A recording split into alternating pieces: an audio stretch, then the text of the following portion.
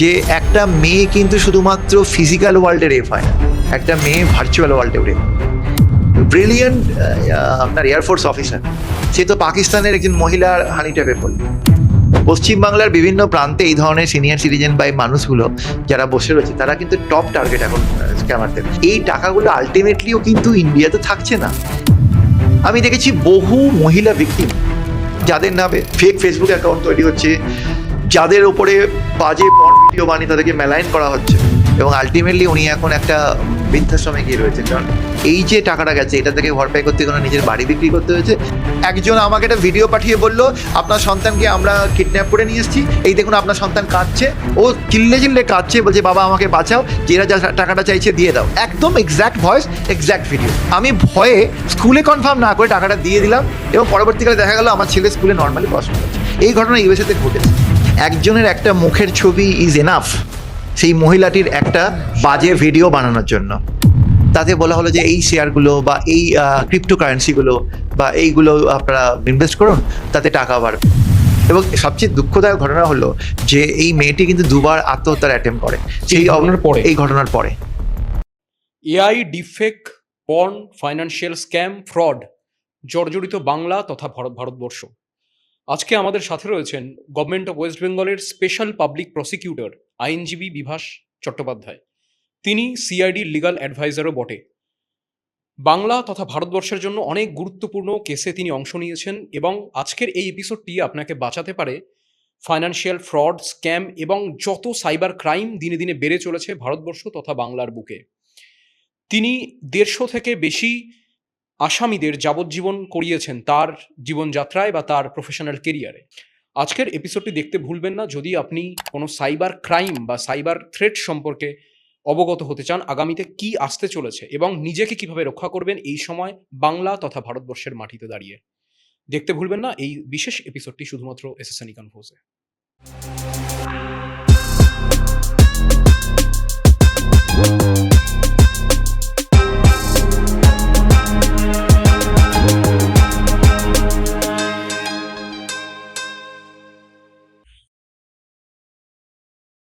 বিভাসবাবু নমস্কার। আজকে আমরা সাইবার ক্রাইম, ফ্রড এই বিষয়গুলো নিয়ে কথা বলবো বলে আপনার সাথে যোগাযোগ করেছিলাম। মানে আজকে যে হারে সংখ্যাটা আমরা চতুর্দিকে দেখতে পাচ্ছি, নিউজ পেপার খুললে, অনলাইন যে কোনো পোর্টাল খুললে, মানে আমার মনে হয় বাংলাতে খুব কম মানুষ রয়েছে এই বিষয়ে কথা বলার জন্য, এবং আপনার থেকে সঠিক মানুষ খুব কমই রয়েছে আমার মনে হয়। তো আমরা আমার প্রথম প্রশ্ন সরাসরি যেটা থাকবে আপনার কাছে, যে আজকের দিনে আমরা কতটা সেফ অনেস্টলি। এই চারদিকে আমরা শুনছি যে খুললেই, মোবাইলটা খুললেই আজকে ব্যাংকের ফ্রড, নয়তো অন্য কিছু রিলেটেড একটা ফ্রড, বা কারোর ডেটা কারো কাছে লিক হয়ে যাচ্ছে। এই সমস্ত বিষয় আজকে আমরা সাধারণ মানুষ হিসাবে কতটা সেফ? হ্যাঁ দেখুন, আমরা তো সাইবার ওয়ার্ল্ডটা যেমন নর্মাল ওয়ার্ল্ডের মতো, আমরা নর্মাল ওয়ার্ল্ডে ধরুন আজকে রাস্তা দিয়ে আমি হাঁটছি, আমাকে ট্রাফিক সিগন্যাল মানতে হবে, আমাকে রাস্তা দেখিয়ে পার হতে হবে, সেখানেও অ্যাক্সিডেন্ট হয়, সেখানেও হ্যাজার্স আছে। ঠিক তেমনই ভার্চুয়াল ওয়ার্ল্ডেও আমাদের প্রতিনিয়ত আমরা যখন বিচরণ করি তখন আমাদের সবসময় একটা ব্যাপার থাকে যে আমরা যে কোনো মুহূর্তে ভিকটিম হতে পারি। কারণ দেখা যাচ্ছে যে এখন এই মুহূর্তে প্রায় 100 কোটি ভারতীয় সবসময় ইন্টারনেটে কানেক্টেড হয়ে আছে। প্রায় 70-80% কি আরও বেশি হবে। কারণ প্যান্ডামিক হওয়ার পর একটা জিনিস পরিষ্কার হয়ে গেল যে ইন্টারনেট ছাড়া আমাদের চলবে না। এবং এই পার্সপেক্টিভে প্রতিনিয়ত একজন আমাদের স্ট্যাটিস্টিক্স বলছে এই মুহূর্তে ভারতীয় বা বাংলার ইয়াং ছেলেমেয়েরা 3 থেকে 7 ঘন্টা কন্টিনিউয়াস আইদার ইনস্টাগ্রাম, নয়তো ইউটিউব বা বিভিন্ন রকমের অনলাইন পোর্টালে বা ওয়েবসাইটে রয়েছে। তো এই হিউজ পরিমাণে এখানে বিচরণ করার জন্য একটা মানুষের দুটো রূপ হয়ে গেছে এখন। একটা তার ভার্চুয়াল রূপ, একটা তার ফিজিক্যাল রূপ। তো মানুষ একটা জিনিস বুঝেছে যে এটা সারা পৃথিবী জুড়েই মানুষ বুঝে গেছে যে ফিজিক্যাল ওয়ার্ল্ডে একটা মানুষের যে বিচরণ তার থেকে অনেক বেশি এফেক্টিভ, অনেক বেশি পেনিট্রেটিভ, এবং বেডরুম অবধি পৌঁছে যাওয়ার ক্ষমতা রাখে হচ্ছে এই ভার্চুয়াল ওয়ার্ল্ড। যার ফলে ভার্চুয়াল ওয়ার্ল্ডটা হয়ে গেছে এখন বেশি ইম্পর্টেন্ট ফিজিক্যাল ওয়ার্ল্ডের থেকে। আপনি খেয়াল করে দেখবেন যে অনেক মানুষ আছে যে একটা খুব সুন্দর একটা পোশাক পরে বা তার মনের মতো কিছু করে সে তার ফিজিক্যাল ওয়ার্ল্ডে যখন সে বিচরণ করে তখন তাকে কটা লোক দেখতে পায়। আর অন দ্য কন্ট্রারি যদি সে ভার্চুয়াল ওয়ার্ল্ডে গিয়ে একটা পোস্ট করে এবং ঠিকমতো সেটাকে যদি পোস্ট করতে পারে সাজিয়ে গুছিয়ে, তাহলে হাজার, হাজার লক্ষ, লক্ষ লোক সেটাকে দেখবে। মানুষ এই জায়গাটা বুঝে গেছে। আর আমাদের তো দেখুন একটা জিনিস এটা মানতেই হবে যে একটা অনেকের মতে এটা আ যে ভালো দিকও আছে, খারাপ দিকও আছে। যে আ এই ইন্টারনেট বা অনলাইন মিডিয়াগুলো এটা একটা স্লো পয়জনিং বা স্লো কিলার, আ সাইলেন্ট কিলার হিসেবে কাজ করছে। মানে আমাদের যে ধরুন আজকে সাইবার সাইকো টর্চার এত কেন বাড়ছে? কারণ কোথাও এই দিনরাত থাকতে, থাকতে আমরা ধরুন আজকে সাপোজ ধরুন একটা লোক একটা ভিডিও পোস্ট করলো। তাতে একটা দিন ১ম দিন তার ১,০০,০০০ ভিউ হলো। দেখা গেল পরের দিনই তার ১,০০০ ও ভিউ হচ্ছে না। সে এই যে ভিউ হচ্ছে না, কমেন্ট হচ্ছে না, এইটাতে তার মধ্যে একটা অদ্ভুত সাডেন রিঅ্যাকশন আনে। অর্থাৎ অ্যালগরিদম এই বড়, বড় কোম্পানি বা এগুলো ধরুন আজকে যারা আছে যারা ইন্টারনেটটাকে রুল করছে, এদের অ্যালগরিদম গুলো এমনভাবে তৈরি যে এটা সাডেন স্পাইক ওভার নিচ করে বিভিন্ন রকমের কনটেন্টের মাধ্যমে মানুষকে একটা জায়গায় নিয়ে যাচ্ছে যে মানুষ এর দ্বারা শাসিত মানে চালিত হচ্ছে। মানে আমরা যদি বলি আমরা ফুললি ইন্ডিপেন্ডেন্ট, আমার তো মনে হয় এই টার্মটা আর রেলিভেন্ট নয়। মানে আমরা আজকে কোথাও, কোথাও ওই অ্যালগরিদমের স্লেভ। মানে অ্যাকচুয়ালি মোবাইল এসেছিল আমরা যাতে ইউজ করতে পারি। মোবাইল আমাদের ইউজ করছে বলা ভালো এই মুহূর্তে। এক্সাক্টলি, এবং আমি বললাম যেটা আমরা দাস হয়ে গেছি কার কাছে? কিছু আ পৃথিবীর বিখ্যাত কোম্পানিগুলোর অ্যালগরিদমের কাছে। হুম। তারা যেভাবে আমাদেরকে চালাচ্ছে আমরা সেভাবে চলছি। আমি এখানে একটা জিনিস বলি আপনাকে যে আজকে সিস্টেমটাও যেরকম হয়ে গেছে গভর্নমেন্ট পেমেন্টের ব্যবস্থা বা মানে এই গুগল পে বলুন, ফোন পে বলুন বা বিভিন্ন যে পেমেন্টের ব্যাপারগুলো একদম। রয়েছে ডিজিটাল ইন্ডিয়া। ডিজিটাল ইন্ডিয়া, সেইখানে কি আমরা ডিজিটাল ফুটপ্রিন্ট ছাড়া একটা মানুষ বেঁচে থাকতে পারে এই মুহূর্তে? যেরকম স্ট্রাকচারটাই সোসাইটির হয়ে গেছে। আমার তো মনে হয় পসিবল হবে না। আর হয়নি এবং মানে হচ্ছে না এবং আগামী দিনে আরো হবে না। কারণ আমরা হুম, পরবর্তীকালে যেদিকে যাচ্ছি মানে এই যে এআই মেড ভিডিও বা অডিও বা যেগুলো ডিপফেক থেকে শুরু হয়ে আজকে যেখানে আরো আ আপগ্রেড হয়েছে। একটা রিয়াল ভিডিওর সঙ্গে একটা ডিপফেক ভিডিও আজকের পার্থক্য এত কমে এসছে। যার ফলে অ্যানিমেট করা বা এই যে জায়গাটা এটা এমন জায়গায় পৌঁছেছে আর বিভিন্ন কাজে মানে মানুষের দরকারি কাজে প্রচুর জায়গাতে নেট ব্যাংকিং থেকে আরম্ভ করে সর্বত্র ইন্টারনেটের তো বিচরণ এবং আমার তো মনে হয় না কোনো অপশন আছে যে আমরা আর ২৫-৩০ বছর টাইম মেশিনে করে ব্যাক করে ফিরে যাব। এই অপশন হুম, আমাদের মনে হয় আর নেই। আমাদের এটা মেনে নিতে হবে। হুম। আপনি একটা লম্বা সময় ধরে এই বিষয়টা নিয়ে রয়েছেন। লাস্ট ২ থেকে ৩ বছর বা ৪-৫ বছরে সাইবার ক্রাইমের চেহারাটা কিরকমভাবে মানে পরিবর্তন হয়েছে? নতুন কি ধরনের ক্রাইম উঠে এসছে? যেটা নিয়ে আপনার মনে হয় সতর্ক করা উচিত মানুষকে? দেখুন বহু রকমের আমরা যখন ১ম শুরু করি তখন ২-৪ টে হয়তো পার্সোনাল বা একটু আধটু অর্গানাইজড আ আ ওটিপি স্ক্যাম বা স্পুফিং বা এই ধরনের স্ক্যামগুলো আমরা দেখে এসেছি।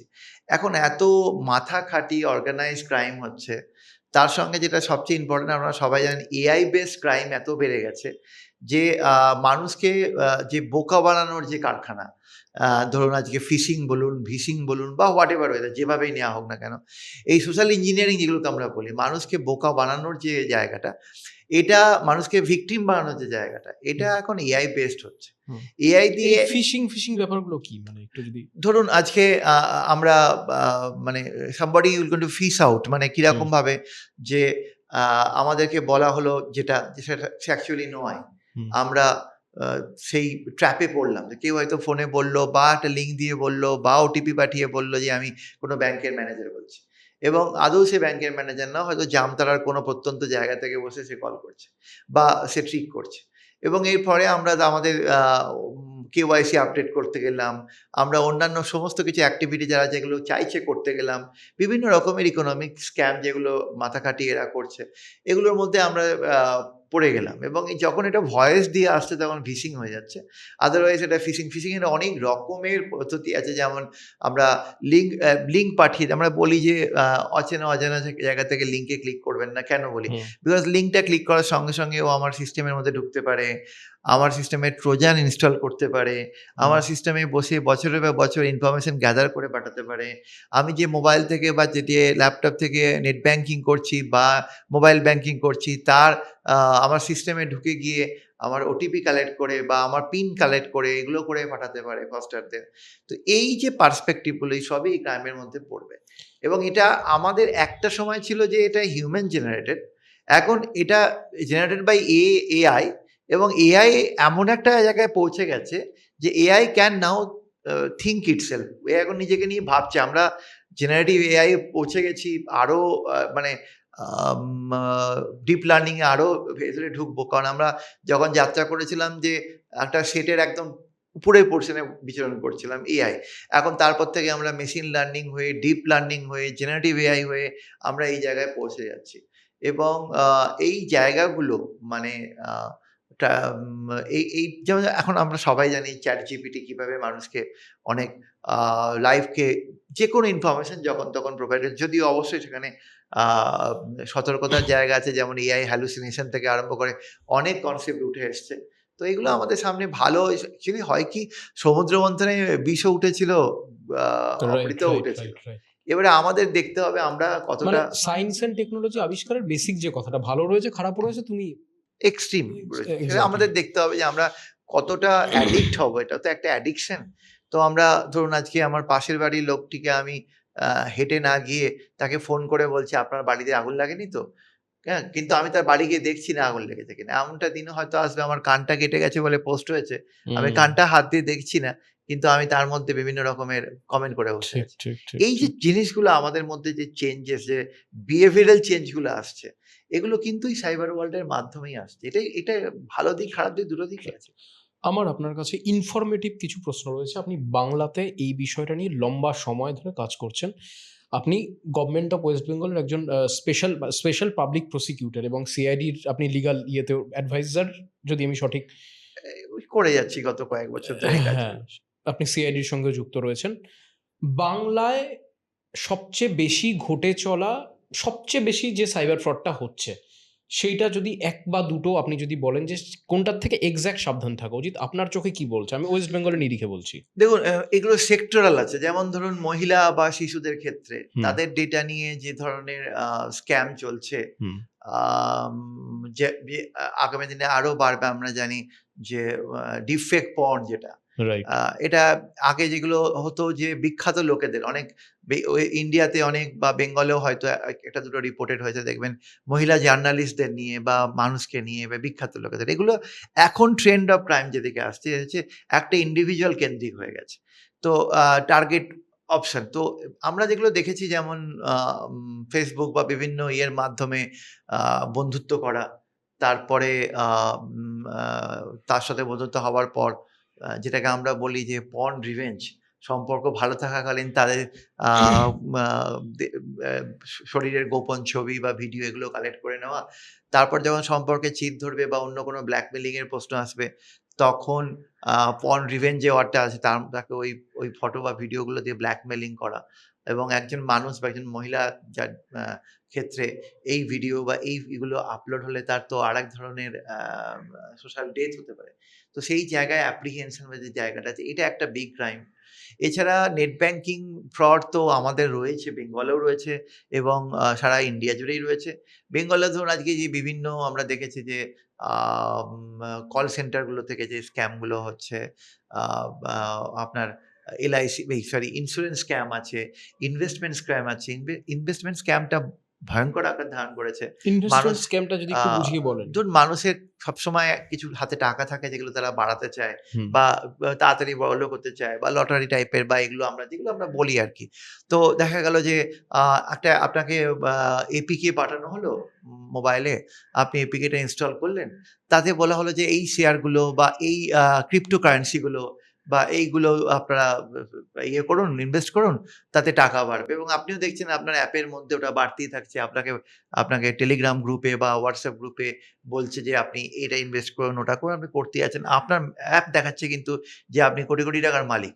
কিন্তু যখনই আপনি টাকাটাকে রিয়ালাইজ করতে যাচ্ছেন, তখনই বিভিন্ন রকমের ইস্যু আসছে। রিসেন্ট কেস আপনাদের সঙ্গে শেয়ার করি। এক ভদ্রলোক এসে বললেন যে, "আমি আম আ আমাদের যেটা স্টেবল কয়েন আমরা যেটাকে বলি টেথার, তো ওটা আমরা that is one tether is equivalent to $1।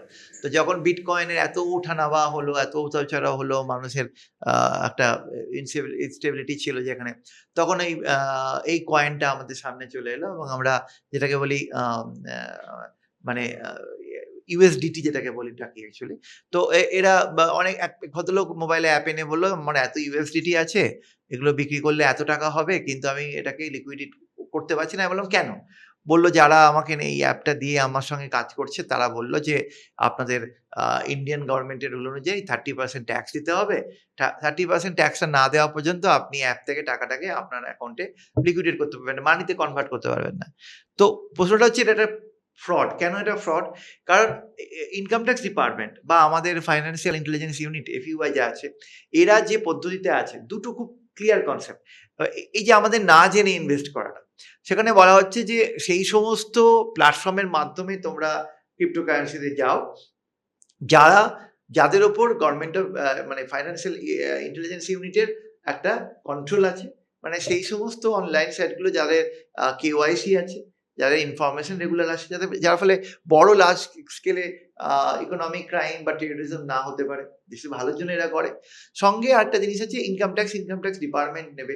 আমি যদি আজকে ৳1 বিটকয়েন কিনে ৳2 লাভ করি, তাহলে আমার এই লাভ ৳2 উপরে আমি ট্যাক্স দেবো।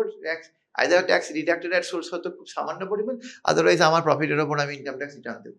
এই পোর্শনটা কখনো আমার ডিউটি নয় যে আমি একটা আননোন ব্যক্তিকে আমি দিতে যাবো। তো পুরো ব্যাপারটাই ফেক।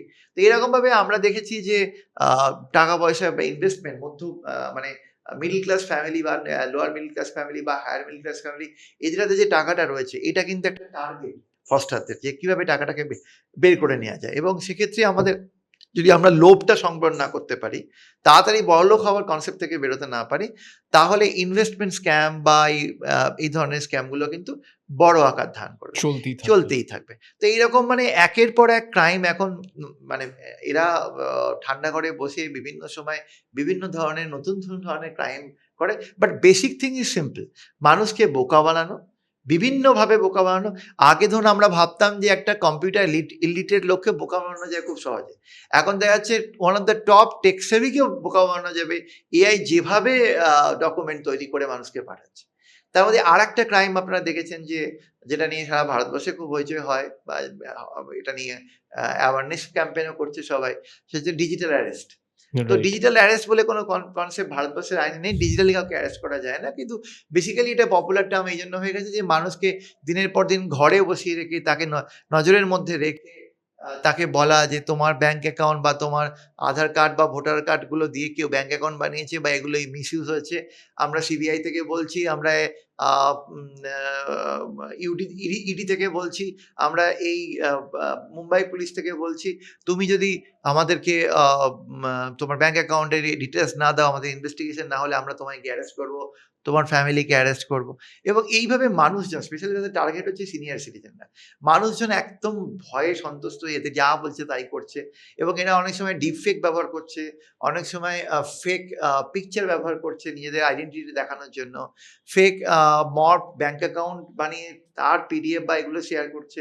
এগুলোতে ওদের মধ্যে মনে হচ্ছে কোথাও, হ্যাঁ, এরা রিয়েল জেনুইন ল এনফোর্সমেন্ট এজেন্সির লোক, এবং এদের সঙ্গে ইন্টারভিউ নিচ্ছে, ডিটেলস ব্যাংক অ্যাকাউন্ট শেয়ার করছে, আল্টিমেটলি টাকা পয়সা বেরিয়ে যাচ্ছে। মানে সিআইডি নাম দিয়েও ক্রাইম হচ্ছে মানুষ।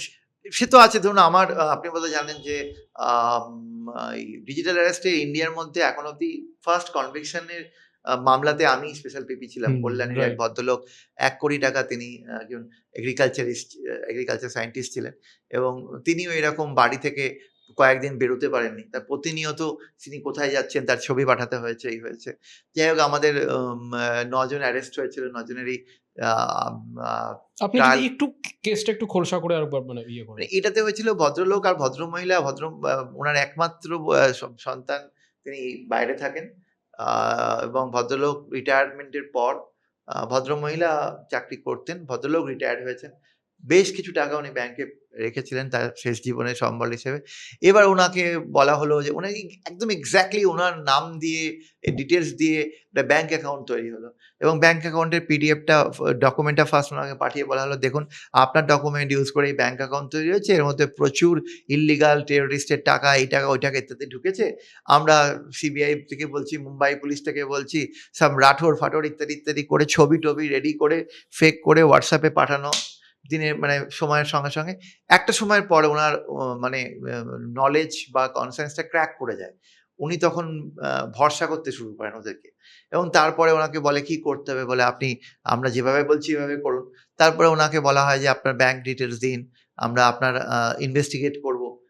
বলে উনি ওনার এবং ব্যাংক এই মধ্য পরিস্থিতিতে তিনি কোনো লোকাল থানায় যাননি। এক্সাক্টলি এবং এমনও ঘটনা ঘটেছে যে উনি যখন পুরো ব্যাপারটা রিয়ালাইজ করলেন যে পুরোটাই ফেক, বাই দ্যাট টাইম ওনার অ্যাকাউন্ট থেকে প্রায় ১ কোটির কাছাকাছি টাকা বেরিয়ে গেছে। উনি পুরো সর্বশান্ত হয়ে গেছেন এবং এরম ঘটনাও আমি দেখেছি বা শুনেছি। মানে আমার মামলাতেই আরেকজন ভিকটিম ছিল যার ওয়াইফ ক্যান্সারের পেশেন্ট।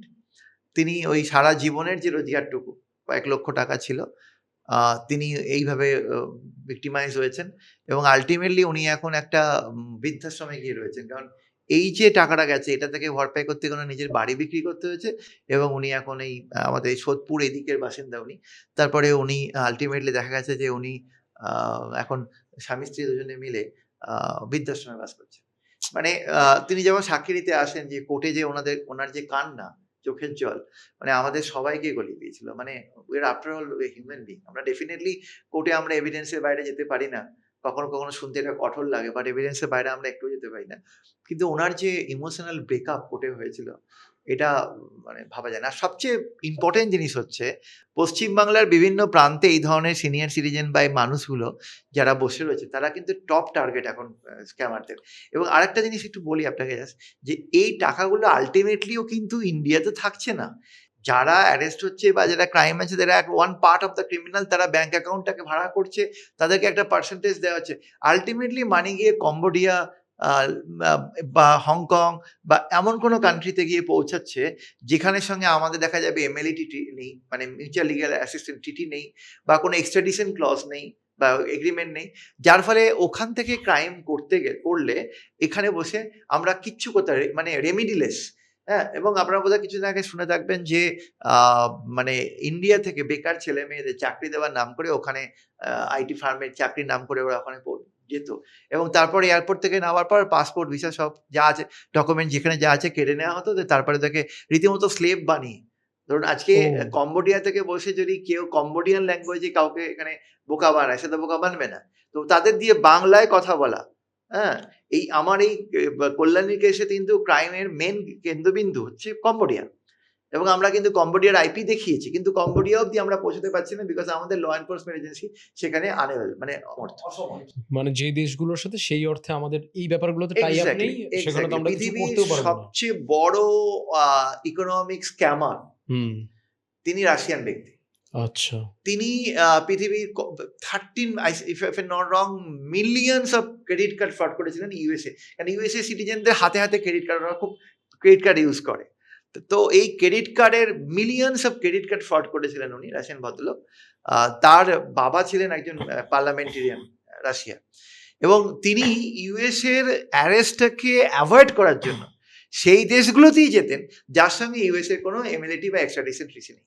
আচ্ছা, আমাদের আল্টিমেটলি কিন্তু মালদ্বীপে গিয়ে অ্যারেস্ট হলো এবং দ্যাট টু মালদ্বীপে আগে থেকে ইনভেস্টিগেটিং এজেন্সি ওদের ইউএসএ একটা মেকানিজম করে নিয়েছিল এবং ওখানে একটা আর্টিফিশিয়াল ক্রাইম তৈরি করে তার মাধ্যমে ইউএস এজেন্সি ঢুকে গিয়ে ইনভেস্টিগেশনের পারপাসে ওকে তুলে নিয়ে এসেছে।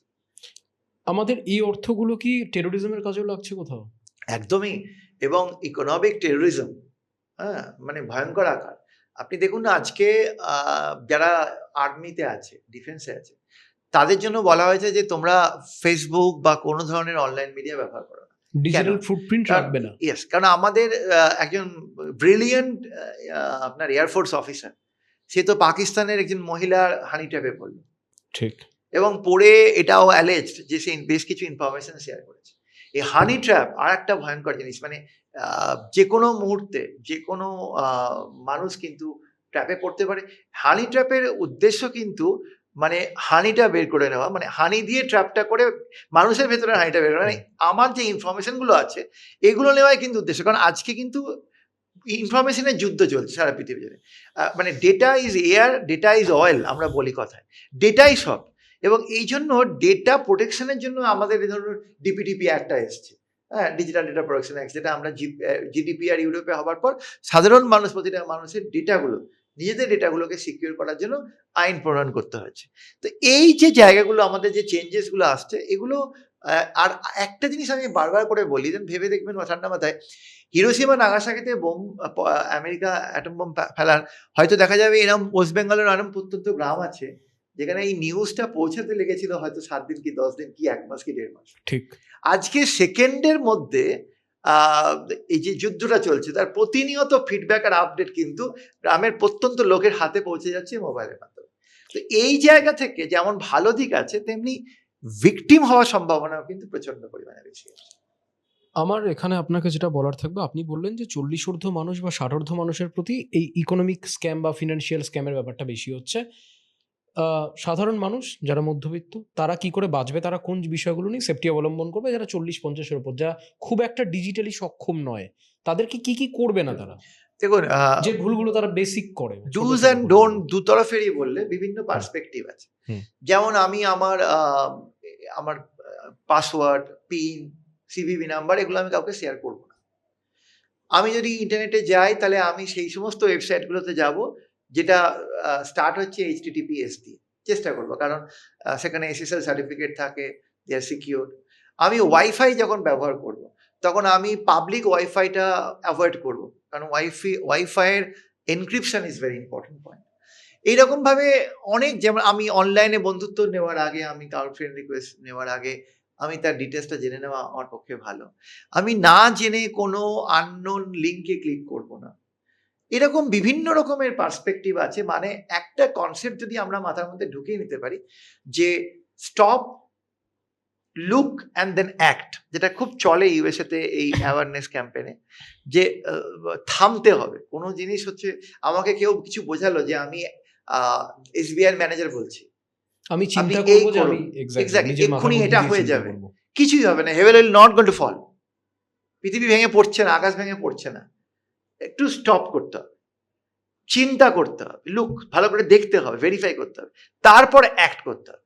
এই জায়গাটা যদি আমি করতে পারি তাহলে কিন্তু সোশ্যাল ইঞ্জিনিয়ারিং ক্ষেত্রে, যেমন আজকে আমি যদি ডিজিটাল অ্যারেস্টের শিকার হই, আমাকে যদি কেউ বলে আমি এখান থেকে করছি, ওখান থেকে ফোন করছি, আমি ইনফরমেশনটা ভেরিফাই করব। তার জন্য আমার লোকাল পুলিশ স্টেশন আছে। আমি দেখেছি বহু মহিলা ভিকটিম যাদের নামে ফেক ফেসবুক অ্যাকাউন্ট তৈরি হচ্ছে, যাদের উপরে বাজে পর্ন ভিডিও বানিয়ে তাদেরকে মেলাইন করা হচ্ছে, তারা ফার্স্ট থানায় এসে বলেন যে আমাদের পেজটা আপনারা ব্লক করে দিন, বন্ধ করে দিন। এটা কিন্তু পার্মানেন্ট রেমেডি নয়। ডেফিনেটলি পেজটা ব্লক করা হবে। আমাদের আইটি রুলস 2021 অনুযায়ী একটা ডেডলাইন আছে, সেই টাইমের মধ্যে পেজটা ব্লক করতে হবে। এটা ডিউটি ইন্টারমিডিয়ারি ফেসবুক বা এদের অনেক ডিউটিস রয়েছে, ডুজের মধ্যে রয়েছে। এই জায়গাটা যেমন ইম্পর্টেন্ট, ঠিক তেমনই আমাকে কিন্তু ডেটা, মানে এভিডেন্সটাকে কিন্তু, মানে ইউআরএলটাকে, এগুলোকে কিন্তু প্রিজার্ভ করতে হবে। এবং প্রিজার্ভ করলে কি হবে, যে আমার ইনভেস্টিগেশনটাকে আমি হেল্প করতে পারবো, যাতে ইনভেস্টিগেটিং অফিসাররা ইউআরএল থেকে আইপিটা পেয়ে আলটিমেট ইউজার ডিটেলস দিয়ে ক্রিমিনালের ঘর অব্দি পৌঁছাতে পারবে। ডেফিনেটলি যদি ক্রিমিনাল আপনার টর ব্যবহার করে বা স্ট্রং ভিপিএন ব্যবহার করে, সেক্ষেত্রে হয়তো আইপি পেতে একটু অসুবিধা হতে পারে, দ্যাটস এ স্পেশাল সার্কামস্টান্সেস। কিন্তু তার বাইরে আমরা যদি দেখি, আমার মনে হয়েছে যে সবসময় আমাদের মানে ক্রাইম বা ক্রিমিনাল এগেনস্টে রিপোর্টিং করাটা খুব জরুরি, কারণ 98% সাইবার ক্রাইম আনরিপোর্টেড থেকে যাচ্ছে, মাত্র 2% রিপোর্টেড হয়। তার মধ্যে দেখা যাবে হয়তো 1% আলটিমেটলি গিয়ে এফআইআর হচ্ছে, বাকিগুলো অন্যভাবে কম্প্রোমাইজ বা অন্যভাবে করে। ক্রিমিনালদের এই কারণে বুক কিন্তু চওড়া হয়ে যাচ্ছে। এবং একটা জিনিস তো আমরা জানি, ইটস নট এ মিথ, এটা সত্যি, যে ক্রিমিনালরা, সাইবার জগতে ক্রিমিনালরা, তারা কিন্তু ইনভেস্টিগেটিং এজেন্সির থেকে 10 পা এগিয়ে আছে।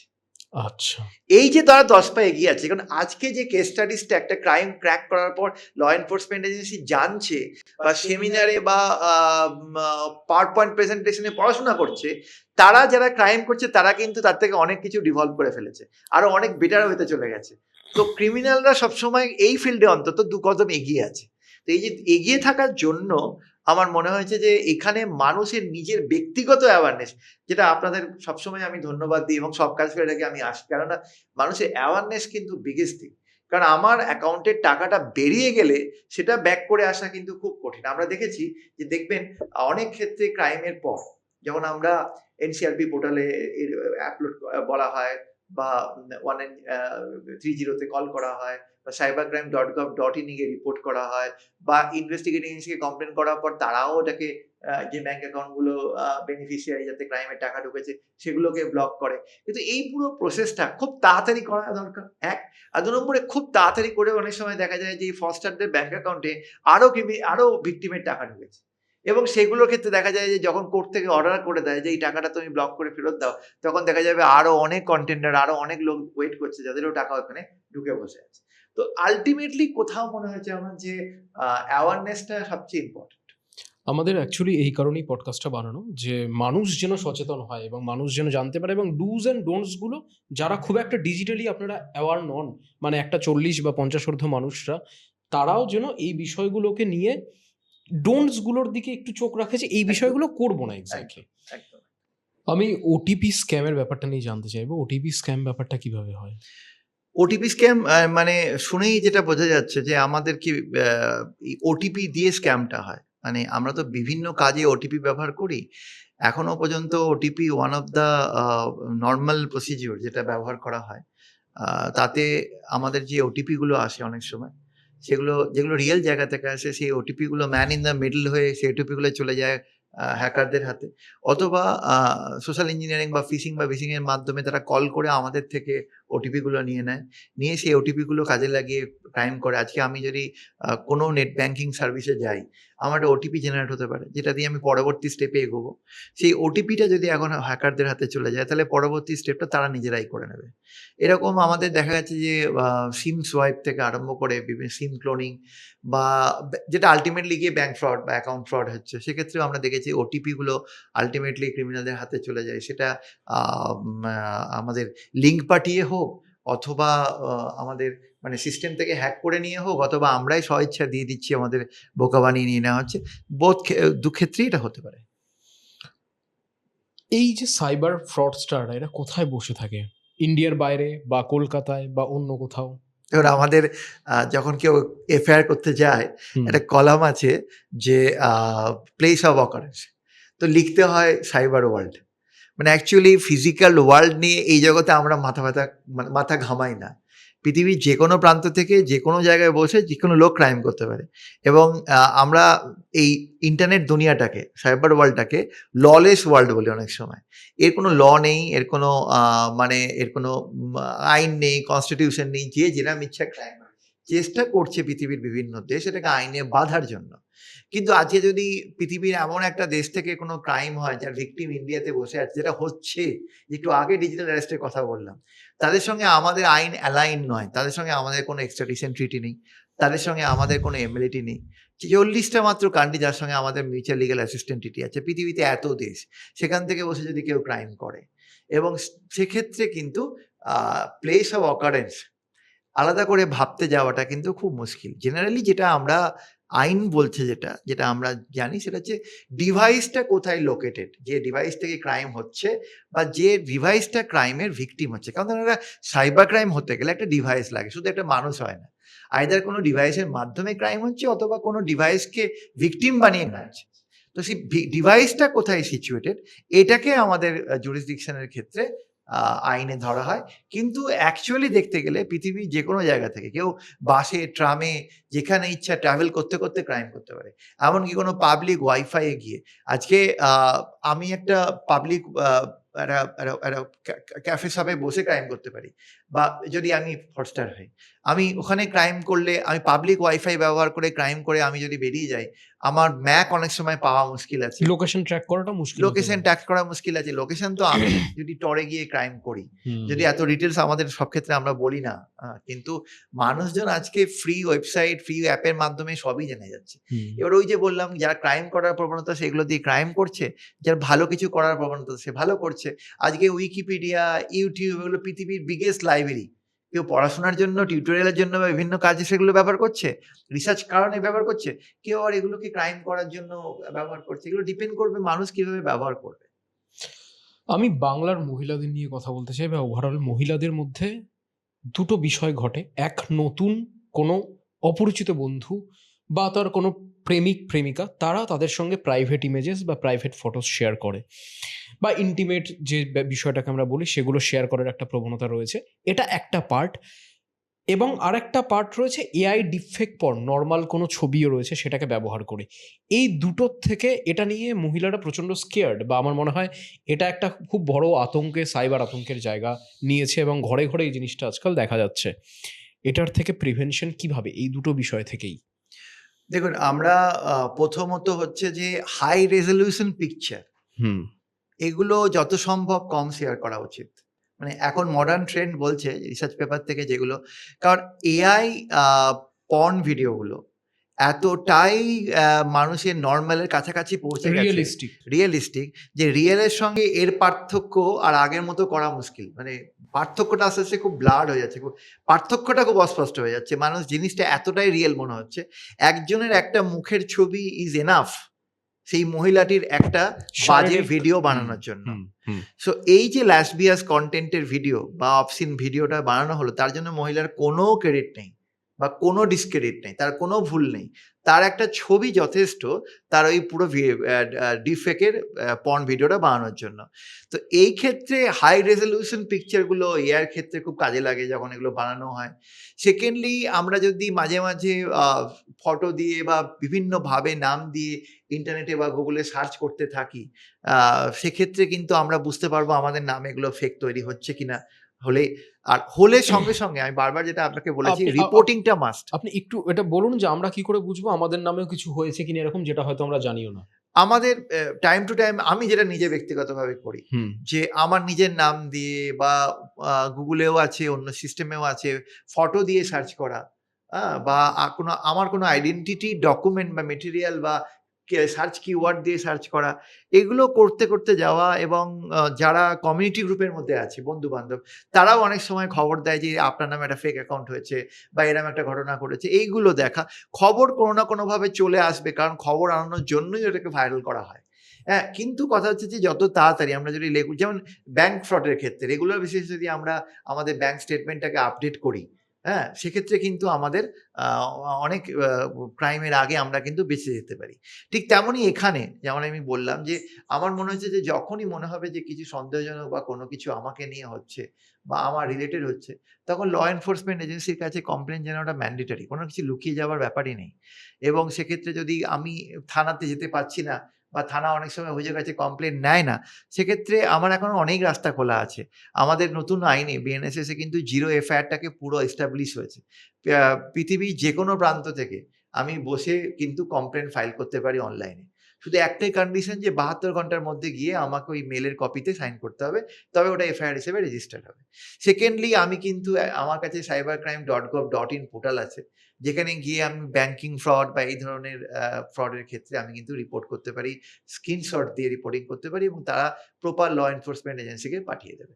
এই যে জিনিসগুলো রয়েছে, আমরা এগুলো যদি অ্যাভেল করি, তাহলেও কিন্তু কিছুটা আমাদের পক্ষে বাঁচা সম্ভব হবে। যে মানুষগুলো এই ধরনের কাজকর্মগুলো করছে, কারো ছবি নিয়ে বিভিন্ন রকমের খারাপ কাজ করছে, বা এদের জন্য শাস্তিটা কি রয়েছে? একদম, আমাদের ইনফরমেশন টেকনোলজি অ্যাক্ট রয়েছে, বিএনএসএস রয়েছে, আরো কিছু আইন রয়েছে যেগুলো ক্লিয়ারলি এনাদেরকে এই ক্রাইমের পার্ট থেকে এদের সাজার ব্যবস্থা করবে। আপনারা জানেন যে পর্ন রিভেঞ্জ সিআইডির ১ম কেস, রাইট, আপনি ছিলেন। আমি স্পেশাল পিপি ছিলাম ওটাতে। হুম। এবং একটি মেয়ে, আমি ডিটেইলস বলতে পারব না, আমাদের আইনে বার আছে।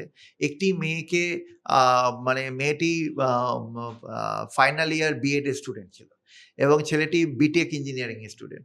এবং মেয়েটির সঙ্গে বন্ধুত্ব হয়, সম্পর্ক হয়তো একটু ঘনিষ্ঠতা হয় এবং কিছু প্রাইভেট ইমেজ, প্রাইভেট মুহূর্তের ছবি, ভিডিও ছেলেটি তার মোবাইলে লুকিয়ে রেখে দেয় এবং মেয়েটি সেটি জানতেন না। তো তারপর যখন মেয়েটি বুঝতে পারে যে ছেলেটির অভিসন্ধি খারাপ, তখন মেয়েটি নিজেকে সরিয়ে নেয়। এই যে সরিয়ে নেওয়াতে ছেলেটির রাগ হয়, যে রিভেঞ্জ। এবার সে কি করে, রিভেঞ্জটাকে করার জন্য, স্যাটিসফাই করার জন্য, সে ওই মানে ভিডিওগুলোকে বা ছবিগুলোকে, স্পেশালি ভিডিওগুলোকে রিভেঞ্জ এই পর্ন হাব বা বিভিন্ন রকম ওয়েবসাইটে আপলোড করে দেয় এবং এই আপলোড করার সময় সে একটু বোকামি করে ফেলেছিল, সে তার নিজের সিম কার্ড থেকে আপলোডগুলো করেছিল, সিম থেকে। এবং আলটিমেটলি আমরা দুটো টেলিকম কোম্পানির কাছ থেকে যে ডেটাগুলো পেয়েছি, এবং সবচেয়ে দুঃখদায়ক ঘটনা হলো যে এই মেয়েটি কিন্তু দুবার আত্মহত্যার অ্যাটেম্প করে এই ঘটনার পরে? এই ঘটনার পরে। হুম। এবং তার বাড়িতে যে ইমেজটা ছিল সেটা হচ্ছে আইদার এই ছেলেটিকেই বিয়ে করতে হবে অথবা আত্মহত্যা করতে হবে। এই যে একটা এনভায়রনমেন্ট আমাদের সোসাইটির, এই জায়গাটা কিন্তু খুব ভয়ঙ্কর। মানে এবং আমি অ্যাকচুয়ালি কোথাও না, আমি জাস্ট একটু ইন্টারাপ্ট করছি, কোথাও মনে হয় যে ক্রিমিনালরা ক্রাইম করে বোধহয় বিরাট কাজ করে ফেলেছে, আর যে ভিকটিম সে মাথা নিচু করে সোসাইটিতে করে ফেলে। Exactly. এই ট্রেন্ডটা খুব খারাপ, এর বিরুদ্ধে বেরিয়ে আসতে হবে, কারণ it's a crime, only a crime, এবং এর এগেইনস্টে রিপোর্টিং জরুরি। এবং সেই মেয়েটি তখন যখন কোর্টে এলো, তাকে তার আসামি পক্ষের উকিলবাবু এত কোশ্চেন করলেন, সে সেই ক্রস এক্সামিনেশন বোল্ডলি সামলালেন তিনি, ভদ্রমহিলা, এবং লড়াই করলেন, এবং আলটিমেটলি এটা পশ্চিমবাংলা না, ভারতবর্ষ শুধু না, সারা পৃথিবীর ইতিহাসে মানে ক্রাইমের মানচিত্রে এই মামলাটা একটা জায়গা করে নিয়েছে। কারণ এটা আমাদের পর্ন রিভেঞ্জের one of the first case যেখানে কনভিকশন হয়। এবং পর্ন রিভেঞ্জের ক্ষেত্রে আমার যে কনসেপ্টটা ছিল এই মামলাতে প্রথম দিন থেকে, আমার আর্গুমেন্ট ছিল স্টেটের হয়ে, যে একটা মেয়ে কিন্তু শুধুমাত্র ফিজিক্যাল ওয়ার্ল্ডে রেপ হয় না, একটা মেয়ে ভার্চুয়াল ওয়ার্ল্ডেও রেপ হয়। এই যে ভিডিওগুলো, এই যে পোস্টগুলো, এগুলোকে সামনে রেখে যে নেগেটিভ কমেন্টগুলো হচ্ছে, এগুলো কিন্তু প্রতিনিয়ত তার মানে মডেস্টিতে আউটরেজ হচ্ছে, এবং এই জায়গাটাও কিন্তু একটা পিএস। এই জন্য আমার এই মামলাতে একটা স্ট্রং পয়েন্ট ছিল, আমি বলে এসেছিলাম যে even rape can B a virtual one. কারণ আজকে আমাদের দুটো করে সত্তা, একটা ফিজিক্যাল সত্তা আর একটা হচ্ছে ভার্চুয়াল সত্তা। তো এই পার্সপেক্টিভে কোর্ট অ্যাটলিস্ট, যেহেতু আমাদের দেশে আইন নেই, তাই ওই জায়গাটা আমার মানতে পারেননি, কিন্তু একটা জায়গায় মেনে নিয়েছেন যে এনাকেও একটা রেপ ভিকটিমের মতো কম্পেনসেশন দেওয়া উচিত, এবং কম্পেনসেশন দেওয়া হয়েছে। তো এই যে জাজমেন্টটা আমাদের আমরা দেখেছি এই মামলাটা করতে গিয়ে, আমি দেখেছি যে মাইন্ড সেটআপটা কি মানুষের, এই মাইন্ড সেটআপটা থেকে যদি আমরা বেরিয়ে আসতে পারি না, তাহলে ক্রিমিনালরা কিন্তু আমার মনে হয় খুব ভয় পাবে। আমি এখানে বাংলার যারা বাবা-মা রয়েছেন, যাদের কাছে কন্যা সন্তান রয়েছে, তাদের কাছে একটা কথা বলতে চাই, কোনো রকম ভুলবশত আপনার মেয়ে যদি ভুল করে কিছু একটা ডিসিশন নিয়ে নেয়, সেখানে শুধুমাত্র আপনারা এটা করবেন না যে তাদের পাশে দাঁড়িয়ে বোঝার চেষ্টা করবেন তার দ্বারা ভুল হয়ে গেছে, তাকে ফোর্স করবেন না, এক্স্যাক্টলি। এবং তাকে ওই মুহূর্তে কোনো রকম প্রেশারাইজ করবেন না যে এটাই করতে হবে, এটা করতে হবে। আপনারা বোঝার চেষ্টা করবেন, পাশে থাকবেন, এবং সেই মুহূর্তে কি কি করণীয়, আমার মনে হয় সেটা সবচেয়ে ভালো পদক্ষেপ হতে চলেছে। একদম একদম, জীবন অনেক বড়। রাইট। আমি একটা বিষয় নিয়ে চলে আসবো।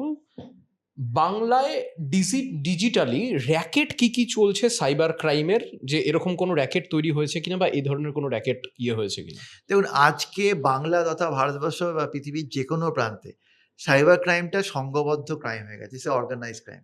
আগে ছিল স্পোরাডিক, দু একজন ক্রাইম করতো, তারা অ্যারেস্ট হতো। এখন ক্রাইমের অনেকটাই, বিশেষ করে ইকোনমিক ক্রাইম থেকে আরম্ভ করে, এটা তো আমরা দেখে নিয়েছি বা জেনে গেছি যে ইভেন টেরোরিস্টরা পর্যন্ত এই অনলাইনে মানে ফ্রড করে টাকা কালেক্ট করে তাদের টেরোরিজম চালায়। এবং পাকিস্তান থেকে প্রচুর মানুষকে কিন্তু, ইন্ডিয়ান মানুষদেরকে ভিকটিম বানানো হয়েছে অনলাইন বিভিন্নভাবে।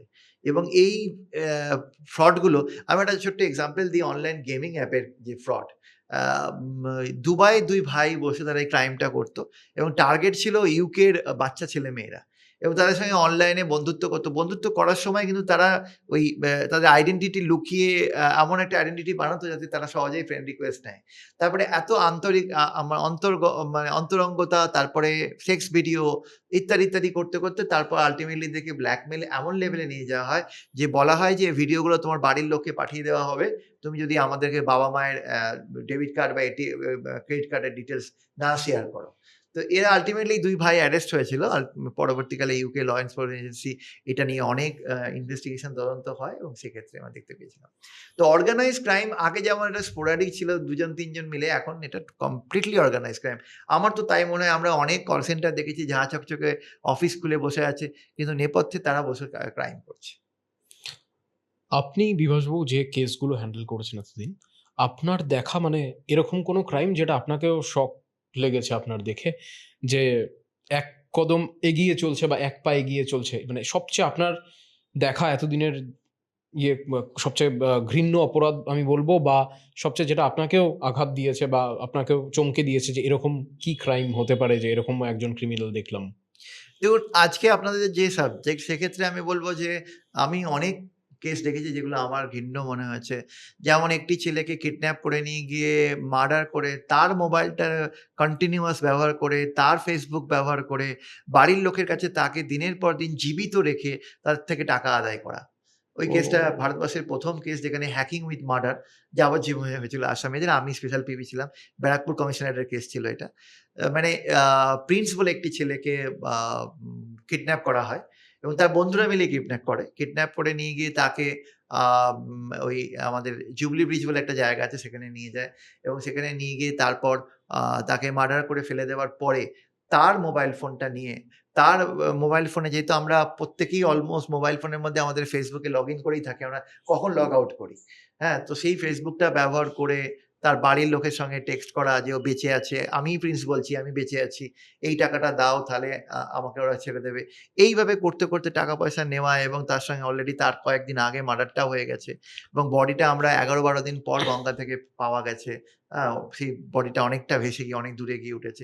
এই ক্রাইম আমি দেখেছি। কোন আ এজ গ্রুপের ছেলেরা করেছিল এটা? এগুলো অল্প বয়সী ধরুন এই ২২, ২৩, ২৫ এর মধ্যে। আবার আমি এরম ক্রাইমও দেখেছি যে একটি বাচ্চা ছেলে, তার মা ক্যান্সারে মারা যায় এবং যে ডাক্তার তাকে চিকিৎসা করছিল, তার একটা নেগলিজেন্স হয়তো ছিল বা কোনো কিছু ছিল। তো যিনি এই ছেলের মা মারা গেল, ছেলেটি তখন রিভেঞ্জ নেওয়ার নাম করে ঠিক করে নেয় যে রিভেঞ্জ নেবে। তারপরে ওই ডাক্তারকে কন্টিনিউয়াসলি ও ডিস্টার্ব করতে থাকে, ব্ল্যাকমেইল করতে থাকে এবং যখনই ও ব্ল্যাকমেইল করত তখনই ও টরে গিয়ে একটা ইমেইল আইডি তৈরি করে সেখান থেকে ওর মেইলগুলো পাঠাতো এবং ওকে বলতো, "আপনার বাড়ির লোককে কিডন্যাপ করে নেওয়া হবে, আপনাকে তুলে নিয়ে যাওয়া হবে, এত টাকা দিতে হবে।" সবই ওই বাচ্চা ছেলেটি করত এবং আল্টিমেটলি তাকে ধরা হলো এইভাবে যে সে যখন লাস্ট মেইলটা করল, তাতে সে একটা ভুল করে ফেলেছিল। তাতেও লিখে ফেলেছিল যে, "আমি ল্যাট লংটা শেয়ার করছি। এখানে আপনি ব্রিফকেসে এত টাকা সঙ্গে নিয়ে আসবেন। হ্যাঁ? নাহলে আপনার এই ক্ষতি হবে।" সো ডাক্তারবাবু আর পুলিশ ছদ্মবেশে ওখানে উপস্থিত হয় এবং তাকে অ্যারেস্ট করে। অ্যারেস্ট করার পর দেখা যায় যে এই ছেলেটি ১৬-১৭ বছর বয়স। হ্যাঁ? সেই ছেলেটি এত টেক সেভি যে টর যাওয়াটার থেকে বড় টর কনফিগার করা খুব কঠিন। মানে টেকনিক্যাল কাজ। মানে এমনভাবে কনফিগার করতে হবে কারণ টরে ঢুকলেই national NSA, US NSA agency মানুষকে ব্ল্যাকলিস্ট করতে শুরু করে। তো টরে যাওয়াটা কতটা কিভাবে আমি নিজেকে অ্যানোনিমাস বানাবো। আমি নিজে ব্যক্তিগতভাবে যেহেতু সার্টিফাইড এথিক্যাল হ্যাকিং এর উপর কাজকর্ম করেছি আমি সার্টিফাইড এথিক্যাল হ্যাকার। তো আমাদের এই কাজকর্ম করতে গেলে আমাদের ১ম যেটা মানে অবশ্যই এগুলো এডুকেশনাল থিং, এগুলো খারাপ কাজে ব্যবহার করা যায় না। কিন্তু আমরা যেটা সবচেয়ে আগে করি সেটা হচ্ছে নিজেকে অ্যানোনিমাস বানাই। অর্থাৎ আমাকে যাতে কেউ ধরতে না পারে। তো ক্রিমিনালরা যখন হ্যাক করে কোনো সিস্টেমকে তখন তারা নিজেদেরকে অ্যানোনিমাস বানায় যাতে তাদের আইপিটা, তাদের ইউজারটা কেউ ট্রেস করে তার বাড়ি অব্দি পৌঁছতে না পারে। তো এই যে মানে ফরেনসিক ফুটপ্রিন্টটাকে, ডিজিটাল ফরেনসিক ফুটপ্রিন্টটাকে পুছিয়ে দেওয়া বা এটাকে এমন জায়গায় নিয়ে যাওয়া যাতে মানুষ মানে বিভ্রান্ত হয়। হ্যাঁ? এই পার্সপেক্টিভটা করে তারপর তারা ক্রাইমে ঢোকে।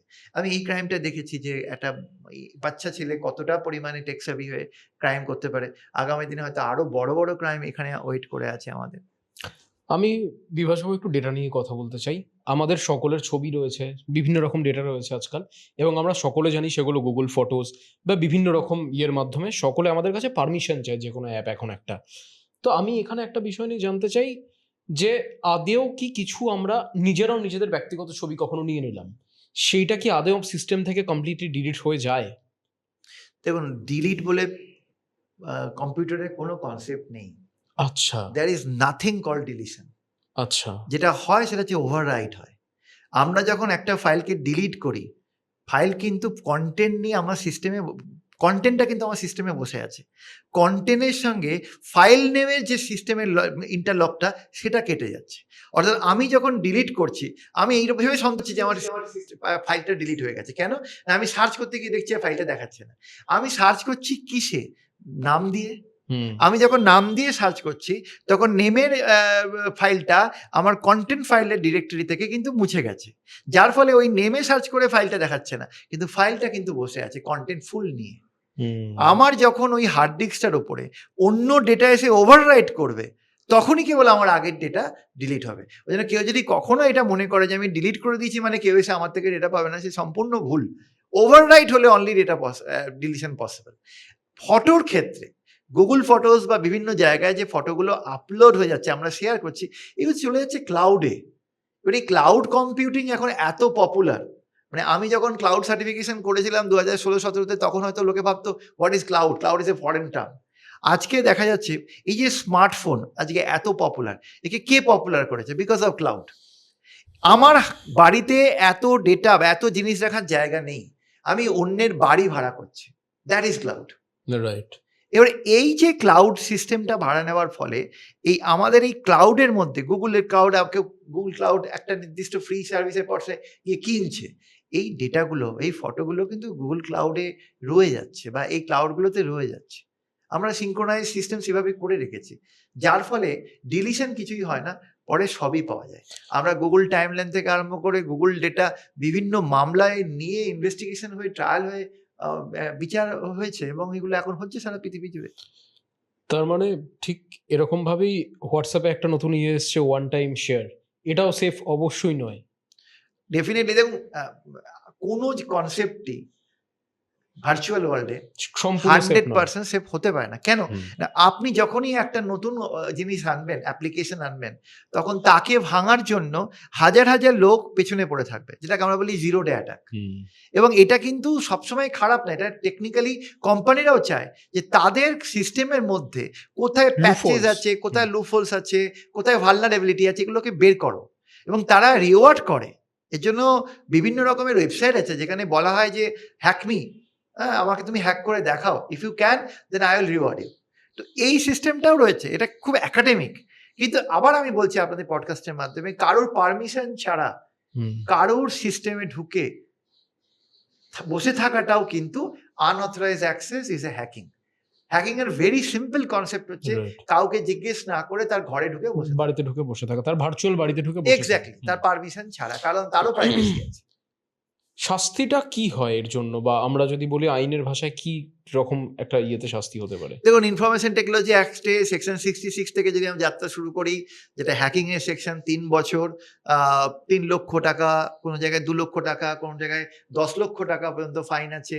যেমন ক্রাইম এগেইনস্ট মেয়েদের ক্ষেত্রে, যেমন তাদের পর্ন ভিডিও বা অবসিন ভিডিও আপলোড করলে সেখানে 67A 67 আছে, যেখানে হ্যাবিচুয়াল ক্রিমিনাল, নর্মাল প্রথমবার ক্রাইমের জন্য 5 লক্ষ টাকা, তারপরে 7 লক্ষ টাকা, বা হ্যাবিচুয়াল ক্রিমিনালদের জন্য 10 লক্ষ টাকা। এইরকম বিভিন্ন রকমের ক্রাইম আমাদের রয়েছে। তবে ইনফরমেশন টেকনোলজি অ্যাক্টে কিন্তু একটা জায়গা আছে যেটা আগামী দিনে খুব বড় আকার ধারণ করবে, সেটা হচ্ছে ক্রিটিক্যাল ইনফরমেশন ইনফ্রাস্ট্রাকচার। এই আমাদের পাওয়ার গ্রিড থেকে আরম্ভ করে, ওয়াটার সাপ্লাই থেকে আরম্ভ করে, এই যে জায়গাগুলো আছে যেগুলো আমাদের প্রতিদিনকার জগৎ, এগুলোকে, সিস্টেমগুলোকে কিন্তু হ্যাক করা যায় এবং এই হ্যাক করার ফলে কিন্তু এর এফেক্ট কিন্তু অনেক বড় লেভেলের হবে। সাপোজ একটা বলি, একটা এক্সাম্পল দিচ্ছি। জার্মানে একটি হসপিটালের একটি রোগী মারা গেল। কেন না, তিনি প্রেগনেন্ট ছিলেন। তার ওই সময় ইমিডিয়েটলি তার ওটি করা দরকার ছিল, কিন্তু তার ওটি করা গেল না, কারণ তার হসপিটালের সিস্টেমটাকে হ্যাক করা হয়েছিল এবং নিয়ারেস্ট হসপিটালে নিয়ে যেতে সে মারা গেল। এই যে মানে ডিনায়াল অফ সার্ভিস অ্যাটাক বা র্যানসামওয়্যার অ্যাটাকের একটা পার্টে বেরিয়ে আসা, এইগুলো কিন্তু বড় ক্রাইম হবে আগামী দিনে। আমরা এগুলো দেখতে পাচ্ছি, যেগুলো লার্জ স্কেলে আমরা ফিল করব। আমি মানে ওটাই আসছি না, আমার শেষ প্রশ্ন মোটামুটি আমরা নিয়ে দিকে যাচ্ছিলাম যে পরবর্তী 5 বছরে সাইবার ক্রাইম কোন জায়গায় পৌঁছেছে, মানে এআই এবং ভিআর মিলে কি এটা আরো ডেঞ্জারাস একটা জায়গায় যাবে? ডেফিনিটলি। আগে মানুষ যেটা ঘরে বসে করতো বা নিজের কম্পিউটার দিয়ে করতো বা প্রোগ্রামিং করে করতো বা অ্যাপ বানিয়ে করতো, আজকে এআই মিনিটের মধ্যে সেটা করে দিচ্ছে। আমি যদি এআইকে এপিকে বানিয়ে আপনাকে ইনভেস্টমেন্ট ফ্রডে ফেলতে চাই, তাহলে আমাকে এপিকেটা ডিজাইন করতে গেলে 2 দিন সময় লাগাতে হবে। এখন আপনি যদি গুগল এআই প্ল্যাটফর্মে যান, সেখানে আপনার মিনিটের মধ্যে আপনার প্রয়োজন মতো অ্যাপ বানিয়ে দেবে, আপনি শুধু প্রম্পটটা দেবেন। রাইট। তো পয়েন্ট হচ্ছে এখানে যে এই ক্ষেত্রে অনেক রকমের নতুন ক্রাইম আসবে। সাপোজ ধরুন আজকে ক্রিপ্টোকারেন্সি বা এই ক্রিপ্টোকারেন্সির ফ্রড, এটা একটা ওয়ান অফ দ্য ফ্রড হবে। সেকেন্ডলি ধরুন ডিপ ফেক, বিশেষ করে পর্ন ডিপ ফেক বা এই ধরনের ডিপ ফেক। আমার সন্তান স্কুলে গেছে এবং একজন আমাকে একটা ভিডিও পাঠিয়ে বলল, আপনার সন্তানকে আমরা কিডন্যাপ করে নিয়ে এসেছি, এই দেখুন আপনার সন্তান কাঁদছে, ও চিল্লে চিল্লে কাঁদছে, বলছে বাবা আমাকে বাঁচাও, যে এরা যা টাকাটা চাইছে দিয়ে দাও। একদম এক্স্যাক্ট ভয়েস, এক্স্যাক্ট ভিডিও। আমি ভয়ে স্কুলে কনফার্ম না করে টাকাটা দিয়ে দিলাম এবং পরবর্তীকালে দেখা গেল আমার ছেলে স্কুলে নর্মালি পড়াশোনা করছে। এই ঘটনা ইউএসএ তে ঘটেছে, আমাদের মুম্বাইতে ঘটেছে। একজন রিটায়ার্ড ডিএসপি তাকে দিয়ে ডিফেক্ট বানিয়ে ইনভেস্টিগেশন করিয়ে একজনকে বোকা বানিয়ে টাকা পয়সা লুট করা হয়েছে। এরকম ঘটনা ঘটছে, এটা একটা ক্রাইম। সেকেন্ডলি একটা জিনিস আসবে আইওটি, ইন্টারনেট অফ থিংস এর ক্রাইম। আমাদের ঘরের মানে তালা থেকে আরম্ভ করে আমাদের যে বিভিন্ন রকমের স্মার্ট গেজেট গুলো আছে, এগুলো কিন্তু হ্যাক করা পসিবল। আচ্ছা, অর্থাৎ আপনি বাড়িতে তালা লাগিয়ে সুন্দর করে চলে গেলেন, সেফ ভাবলেন, তালাটাকে আমি কিন্তু খুলে পৃথিবীর যে কোনো প্রান্ত থেকে বসে আপনার তালাটা খুলতে পারি। আপনার বাড়ির সিসিটিভি ফুটেজটাকে আমি হ্যাক করতে পারি। মানে বেসিক্যালি আমরা এখন ডিজিটাল লকের দিকে এগোচ্ছি, কিন্তু ডিজিটাল লকও আরো একরকম ভাবে খোলাই যাচ্ছে। এক্স্যাক্টলি। আমার একবার ভেবে দেখুন, আমার পাসওয়ার্ড যদি লক হয়, আমরা সবসময় বলি যে স্ট্রং পাসওয়ার্ড ব্যবহার করবেন। আমার পাসওয়ার্ড যদি ক্লোন হয় বা ভিকটিমে ফার্স্টের কাছে চলে যায়, তাহলে যতটা না ক্ষতি হবে, আমার বায়োমেট্রিক যদি ভিকটিমের কাছে, এই অ্যাকিউজের কাছে চলে যায়, আপনার বোধহয় মনে আছে ফেস রিকগনিশন থেকে হ্যাঁ, শুরু করে ভারতবর্ষের প্রথম আধার এনেবল পেমেন্ট সিস্টেমের ফ্রডের কেস হয়েছিল ইসলামপুরে। আমি ছিলাম স্পেশাল পিবি ওটাতে। এবং ইসলামপুর। ইয়েস, ওই মামলাতে চোপড়াতে অর্গানাইজ ওয়েতে ক্রাইমটা হতো ঘরে ঘরে। এবং ওখানে দেখা গেল যে যখন আসামিরা অ্যারেস্ট হলো, তখন তাদের কাছ থেকে প্রচুর কেমিক্যাল এবং বায়োমেট্রিক স্লাইড পাওয়া গেল। ওরা কি করতো, বিভিন্ন অনলাইনে বা মিডিয়ার মাধ্যমে এরা বিভিন্ন নেট ব্যাংকিং বা আমরা যে সমস্ত দলিলগুলোকে আপলোড করতাম, যেখানে আমাদের বায়োমেট্রিক আছে, ওই বায়োমেট্রিক দলিল মানে গুলোকে ডাউনলোড করতো, করে সেই বায়োমেট্রিক গুলোকে ফটোশপ বা বিভিন্নভাবে ডেভেলপ করতো, করে পলিমারের উপরে ওগুলোকে হার্ড কপি বানাতো as if real human being এর ফিঙ্গারপ্রিন্ট, এবং তারপর সেগুলোকে পুট করে এবং আধার নাম্বারটা পুট করে আপনার আমার অ্যাকাউন্টে ঢুকে যেত। আমরা ভাবতাম যে আধার এনেবল পেমেন্ট সিস্টেম আছে, ইজ ভেরি সিকিউর, তারপরেও আপনার অ্যাকাউন্ট থেকে টাকা বেরিয়ে যেত। এই ক্রাইমটা ক্র্যাক করে এই ইনভেস্টিগেশন এবং এই ট্রায়ালটা করতে গিয়ে আমরা ডেমো করে আমাদের এক্সপার্টরা দেখিয়েছে কোর্টে যে ঠিক ক্রাইমটা কিভাবে পলিমার ব্যবহার করে স্লাইড বানানো হতো, কিভাবে ফিঙ্গারপ্রিন্ট মানুষের জেনারেট করা হতো। আপনার ফিঙ্গারপ্রিন্ট, আপনি একটা কাপে চা খাচ্ছেন এবং আপনার ফিঙ্গারপ্রিন্টটা কিন্তু ওখানে রয়ে গেল, আমি কাপটা রেখে এখানে চলে গেলাম, আপনি ওই ফিঙ্গারপ্রিন্টটা কিন্তু ডেভেলপ করে বিভিন্ন জায়গায় কাজে লাগাতে পারেন। এই বায়োমেট্রিক হ্যাকটা হবে পৃথিবীর জঘন্যতম এবং ডেঞ্জারাসতম ক্রাইম। কেন, আপনি তো আপনার জীবদ্দশায় আর বায়োমেট্রিক চেঞ্জ করতে পারবেন না, ঠিক, এবং সবসময় হাতে মাস্ক পরে তো মানে ঘোরাও সম্ভব না। এই জায়গাগুলো আছে ছোট ছোট, এইখানে এই জন্য প্রাইভেসি ল মারাত্মক ইম্পর্টেন্ট আকার ধারণ করবে।